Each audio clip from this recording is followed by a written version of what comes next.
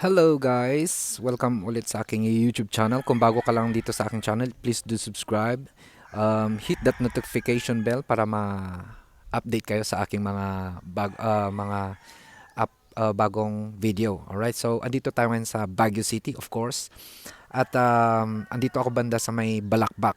So anyway, same lang naman ang weather, I think, sa buong Baguio.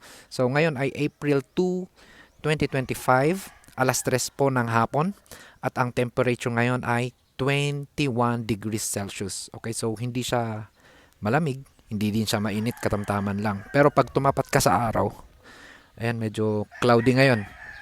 So pag tumapat ka sa araw, ayan, maaraw na. Pag tumapat ka sa araw, mainit, pero hindi siya sobrang init. Katamtaman lang siya. Pero pag pumunta ka doon sa lilim, yan, pumunta ka doon, malamig nan. Malamig, lalo na pag humangin. Pero pag tumapat ka sa araw, ayan, araw na oh. Pag tumapat ka sa araw, mainit. Pero hindi ganun kainit, sobrang init. Okay? Ayun lang guys. Kanina umaga umulan. Then, saglit lang naman yung ulan.